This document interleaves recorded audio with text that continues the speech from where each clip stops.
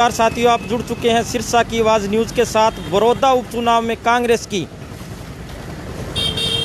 भारी मतों से जीत। कांग्रेस के हौसले बहुत ज़्यादा बुलंद हो चुके हैं और अब हम खड़े हैं कांग्रेस के वरिष्ठ और कद्दावर नेता पंडित होशियारी लाल शर्मा के कार्यालय के आगे और देसी रेड मारेंगे और कांग्रेस की आगे क्या रणनीति है। और जो जीत बड़ौदा उपचुनाव में कांग्रेस की हुई है उसके बाद सारे हरियाणा में समीकरण ही चेंज हो चुके हैं। पूरे हरियाणा के समीकरण चेंज हो चुके हैं और पूरे हरियाणा में कांग्रेस की एक तरफा लहर शुरू हो चुकी है। तो पंडित होशियारी लाल शर्मा के कार्यालय के अंदर जाकर हम देसी रेड के तरीके से जानेंगे और पूछताछ करेंगे कि अब हरियाणा में कांग्रेस का क्या रुझान रहेगा और अगला क्या कदम रहेगा।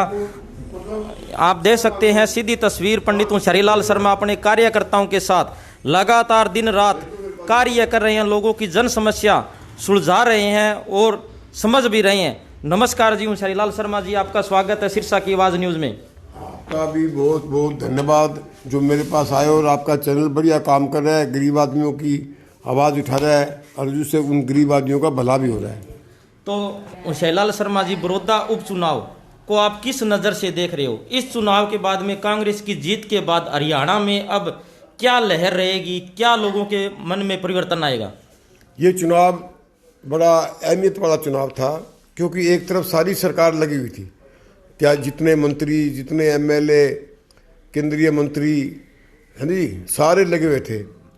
और इन्होंने एक हफ्ता पहले आचार संहिता का भी उल्लंघन किया। 14 हरियाणा के चेयरमैन बनाए इन्होंने, वो इसलिए बनाए ताकि वो वोटों पे असर डाल सकें। और उसके बावजूद भी इन्होंने शराब बांटी,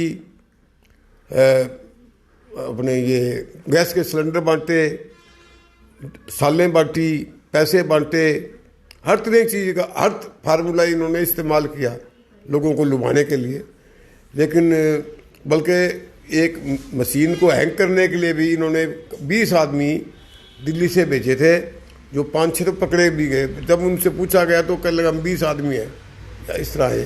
उन्होंने वो भी कोशिश की, वोट जैसे मैं डाल रहा हूँ, मेरा वोट डाला मैंने, वो बीजेपी में चला गया। इस तरह के सारे हथकंडे पड़ाए, लेकिन उसके बावजूद भी ये हार गए। और ये कहते हैं ना भी एक सीट से क्या फ़र्क पड़ेगा। ये एक सीट का चुनाव नहीं था, ये सारे हरियाणा का सरकार का चुनाव था। सरकार चुनाव लड़ रही थी और ये हर तरह के दबाव अधिकारियों को भी भेजा गया वोटों को लुभाने के लिए, लेकिन जनता ने मानी नहीं इनकी और जनता ने इनको करारा झटका दिया है। इसमें मेरे किसान भाइयों ने भी बड़ा सहयोग दिया है, क्योंकि किसानों के इन्होंने जो काला बिल कानून पास किया है किसानों के लिए, वो भी किसान आज सड़क पे किसान अन्नदाता है हमारा। उस काले कानून को बनाने से किसान को बड़ा नुकसान है। किसान की जो फसल है, जो रेट है उसके मुताबिक बिकती नहीं। और वो मंदी, जैसे अब धान है, धान का भाव 2526 रुपये है 1509 वाले का, और लोग बेचा नहीं, घर ले गए, घर पड़े लोगों को, क्योंकि इसकी कीमत नहीं बिक रही थी। अब जैसे मूंगफली ले लो, मूंगफली का 5254 रुपये रेट है और 2800 में राजस्थान में जाके बेचनी पड़ती है उनको चारों। अब जैसे जी, जो एक सीट हरियाणा विधानसभा जो उपचुनाव था उसमें जीतने के बाद में लोगों के अंदर मन में चर्चा है कि कांग्रेस के जो कार्यकर्ता है उनके अंदर एक नई जान, एक नई ऊर्जा आई है और जो सरकार के हौसले हैं वो कहीं ना कहीं पस्त हुए हैं। और आगे जो विधानसभा का चुनाव है उसमें जो किसान फैक्टर है, किसानों का जो फैक्टर है वो भी अहम रहा। तो अब आगे अब कांग्रेस के जो कार्यकर्ता है वो नई ऊर्जा और नए जोश के साथ क्या क्या कार्य करने वाले हैं? ये चुनाव जो है, इस चुनाव के रिजल्ट के बाद बीजेपी में एक भगदड़ मचेगी, अफरा तफरी मचेगी, क्योंकि ये सरकार का चुनाव था, सारी सरकार चुनाव लड़ रही थी। और स्वाभाविक है, जब ये एक सीट की बात नहीं थी, सारे हरियाणा का चुनाव था, इससे भगदड़ मचेगी, खलबली मचेगी। और जो हमारे कांग्रेस के कार्यकर्ताओं में भी एक नई ऊर्जा होगी, क्योंकि बीजेपी का जो है सुपड़ा साफ होगा। और अधिकारी भी अब सोचेंगे बीजेपी जा रही है, तो अधिकारियों का भी, अधिकारी तो पहले भी इनकी नहीं सुनते थे, मंत्रियों की टेलीफोन नहीं सुनते थे, आज इनके कार्यकर्ता भी रो रहे हैं, बीजेपी के कार्यकर्ता भी रो रहे हैं, एमएलए भी रो रहे हैं, मंत्रियों के टेलीफोन नहीं सुन रहे, इनका काम नहीं हो रहे। आप देखिए पिछले चुनाव जो हुआ उसमें सारे मंत्री हार गए थे, टोटली मंत्री क्यों आ रहे हैं कि इन्होंने काम किया नहीं। सेम स्थिति आज भी यही है, किसी का काम नहीं हो रहा, न बीजेपी के वर्करों की कोई सुनाई हुई, वो भी रो रहे हैं और अधिकारी किसी की सुनते नहीं। और अब जो है गाँवों में जो पहले मोदी के खिलाफ लोग सुनना नहीं चाहते थे, आज मोदी के खिलाफ भी सुन के राजी है लोग और खट्टर के खिलाफ भी, क्योंकि मोदी ने किसानों के लिए जो काला कानून बनाया ये बड़ा घातक है। किसान उजड़ जाएगा, किसान बर्बाद हो जाएगा, किसानों की ज़मीनें बिक जाएंगी और पैसे खत्म हो जाएगा। फिर वो किसान या तो रेडी लगाएगा या मजदूरी करेगा। और ये जो कणक है ना जी, अगर ये ज़मीनें बिकेगी तो हमें 10,000 रुपये में बोरी नहीं मिलेगी, इनको आपको खाने के लिए मोल लेनी पड़ेगी। तो आज चाहे वो किसान वर्ग है, चाहे वो व्यापारी है, चाहे वो मजदूर है, चाहे वो रेडी वाला है, चाहे छोटा उद्योगपति है, चाहे कमेरा वर्ग है, चाहे दलित भाई हमारे, चाहे भाई बैकवर्ड के भाई हमारे, आज सारे दुखी है इस सरकार से। और ये एक बड़ौदा का चुनाव जीतने के बाद कांग्रेस पार्टी को भी एक संजीवनी मिली है और हमारे वर्करों में हौसले बढ़े हैं। और हम अब गाँवों में जाते हैं तो गाँव वाले ने बोर्ड लगा दिए, भाई इनका बहिष्कार करो, गाँवों के अंदर आए। और भाई बीजेपी के साथ साथ जजपा का भी मामला डगमगा, क्योंकि जजपा भी किसानों की बात करती थी। आज किसानों पे लाठियां मारी जा रही है, उनको सड़कों में बैठना होना, रास्ते जाम कर रहे हैं। जो काम का टाइम आज आदमी नहीं मिलता और किसान सड़क पे लड़ाई लड़ रहा है। तो ये किसानों ने, व्यापारियों ने, मजदूरों ने, गरीब आदमियों ने वोट की चोट मारकर बदला लिया है। और इस सरकार को इनकी जो घमंड था, अकड़ थी, वो तोड़ा है। और आगे भैया हरियाणा में चुनाव होंगे, कांग्रेस की सरकार बनेगी और केंद्र में चुनाव होंगे तो केंद्र में भी कांग्रेस सरकार होगी। और जो काला कानून बनाया है किसानों का, उसको कांग्रेस की सरकार आते हम जो रद्द करेंगे, उसका को हम गरीब आदमियों को, छत्ती बिरादरी को साथ लेके चलेंगे। इन्होंने तो भाईचारा भी खत्म कर दिया।